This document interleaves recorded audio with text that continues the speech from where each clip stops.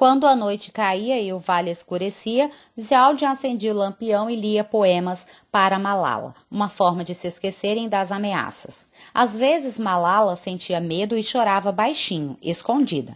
Daí lembrava ter o nome de uma heroína, Malala de Maiwand.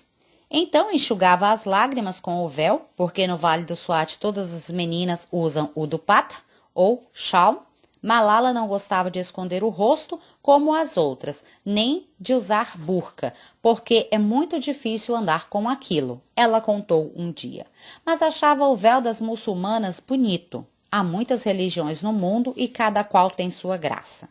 E com ele cobria os cabelos negros e ondulados, o que ajudava a destacar seus lindos olhos amendoados.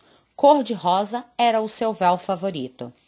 Não eram só bonitos e coloridos os véus da Malala, serviam também para esconder os livros. Assim ninguém percebia que ia para a escola. Todos os dias ela fazia um caminho diferente, às vezes seguia pelo rio, noutras atravessava o mercado, tudo para despistar os olhares. Quando passava um homem muito barbudo, ela apressava o passo, porque os homens que proibiram as meninas de estudar e destruíram as escolas no Vale do Swat têm a barba muito longa, faz parte do costume deles. Eles se chamam talibãs e vivem nas montanhas, muito longe das escolas. Curioso é que um talibã, na terra da Malala, quer dizer estudante. Então, como podem não gostar de quem estuda? Acontece que, quando esses talibãs eram meninos, eles também não puderam estudar e não sabem o valor que isso tem. Muitos foram tirados de suas famílias quando ainda eram crianças. Era o Natal de 1978 e soldados soviéticos invadiram o Afeganistão. O conflito se tornou parte da Guerra Fria. As bombas caíam do céu como chuva e milhares de famílias fugiram para o outro lado da fronteira, para viver em campos de refugiados no Paquistão. Um dia, antes de conhecer a história da Malala, eu visitei um desses campos, o Jalosai. É um lugar muito, muito pobre. As famílias vivem em barracas de lona, sem luz e com frio. As crianças têm de buscar água em poços muito distantes. Andam descalças e sujas porque o chão é de terra e elas tiveram de deixar tudo o que tinham para trás: sapatos, brinquedos, a escola. Foi desses campos que muitas crianças foram tiradas das famílias e levadas para as madrasas. Seus pais acharam bom, porque lá elas teriam comida, roupa nova, um lugar limpinho e quentinho para dormir e estudo, coisas que não existiam nos campos. Mas aqueles eram tempos de guerra e os meninos, no lugar disso, foram ensinados desde pequenos a lutar e a usar armas. Quando cresceram, tornaram-se homens muito violentos. Eu conheci um talibã. Tomei coragem e fui até a casa dele em Cabul, a capital do Afeganistão. Ele se chamava Abdul Salam, mas seu apelido era Mullah Foguete. Por que o apelido? Porque dizem que conseguiu derrubar um helicóptero soviético com um foguete disparado do seu ombro. Ele era um homem muito carrancudo, até mais do que eu, que tenho carranca no nome. Falava sem olhar para mim, porque como os outros talibãs, também achava que uma mulher não deveria andar sem o marido ou trabalhar, e não gostava muito dos estrangeiros, mas depois eu percebi que era também um homem triste. Sua mãe tinha morrido quando ele nasceu, e como era apenas um bebê, foi entregue a uma madrasa, onde cresceu longe do pai, das irmãs e dos irmãos mais velhos. A família era nômade e seguiu o caminho, abandonando-o para trás. Depois veio a guerra e a única coisa que ele aprendeu foi a lutar. Mullah Foguete tornou-se um comandante militar dos talibãs. Seguia ordens diretas do chefe do grupo, Mullah Omar, que, como muitos talibãs, nunca havia aprendido a ler e a escrever. Ele era conhecido como Mullah Caolho, porque perdeu o olho direito em uma batalha. Era também um homem muito duro, embrutecido pela guerra. Quando tomou o poder, depois de expulsar os soviéticos do Afeganistão, começou a fazer coisas terríveis. Proibiu as mulheres de sair de casa sozinhas e as meninas de estudar. Outros o imitaram no Paquistão e os talibãs aumentaram em número e ganharam poder. Um dia invadiram o Vale do Swat e foi quando tudo mudou na vida da Malala. Era 2007 e Malala logo faria 10 anos, quando os homens desceram as montanhas e chegaram ao vale. Eles circulavam mascarados na traseira de picapes, aterrorizando crianças e adultos. Fuzis, Kalashnikov em punho, vigiavam os arrozais, armados com lançadores de foguetes, e passaram a destruir tudo o que lembrassem o passado.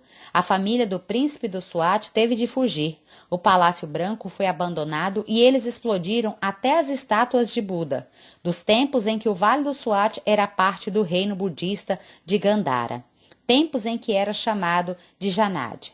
Malala e Ziauddin passariam a chamá-lo de Paraíso Perdido. Os homens destruíram computadores, câmeras fotográficas e aparelhos de TV, vídeo, DVD e som. Tomavam-nos das casas e com eles faziam enormes fogueiras nas ruas. Tudo na cabeça deles era Haram.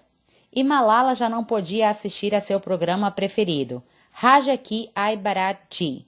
O garoto dos meus sonhos virá casar-se comigo. No canal Star Plus. Nem mesmo cantarolar sua música favorita, Merahan, Merahan, dizia assim: sua tristeza é a minha tristeza, sua dor a minha dor, lá, lá, lá, lá, lá. E Malala a cantava lindamente, me disse Madame Marianne. Acontece que os homens barbudos das montanhas mandaram fechar até as lojas de música e matar a bailarina Shabana, que era famosa por animar as festas de casamento do vale. Para servir de exemplo, os corpos eram deixados na Green Chowk, Praça Verde, que os moradores passaram a chamar de Chandni Chowk, Praça Vermelha. Vermelha da cor de sangue. A praça ficava a 3 quadras da escola Kuchal, e no caminho para as aulas as meninas viam tudo aquilo. Malala entendeu o recado. A partir daquele dia, as cantoras já não podiam cantar, as dançarinas já não podiam dançar, o vale emudeceu e ficou triste. As mulheres foram banidas da vida social e proibidas até mesmo de frequentar o bazar. Eles também fecharam as barbearias, assim ninguém mais faria a barba. É que os talibãs deixavam a barba crescer porque para eles, se Alá deu barba aos homens, é como tem que ser. Muitos muçulmanos não pensam assim, mas o chefe dos talibãs no Paquistão levava isso a ferro e fogo, queria tudo do seu jeito. Era terrível o Barbaças. Fazli Hayat era seu nome, mas ele gostava de ser chamado de Fazlullah. Era um sujeito esquisito de dentes centrais separados, mas cabelo e barba juntos, a ponto de não se saber onde começa um e termina o outro. O turbante negro sobre o rosto pequeno, emoldurado por aquela portentosa e rebelde cabeleira que mais parecia a juba de um leão, deixava-o ainda mais dentuço, tão dentuço quanto o falastrão. Quando começava, varava a noite dando sermão, tanto que ganhou o apelido de Mulá Rádio. Na infância, ele era constantemente flagrado dormindo pelos cantos da madrasa, largou a escola e desistiu dos estudos religiosos antes mesmo de saber ler direito. Na adolescência, foi ganhar uns trocados como operador de teleférico na estação de esqui de Malan Jaba, localizada em um colossal nó de montanhas, formado pelo encontro das cordilheiras de Hindu Kush, Karakoram e Pamir, que conectam o Paquistão, respectivamente, com o Afeganistão a oeste, o platô tibetano a leste, através da Índia, e a China ao norte. A única estação de esqui paquistanesa foi destruída mais tarde em um incêndio. O fogo foi provocado pelos homens de Fazlullah, àquela altura já convertido em chefe do SWAT.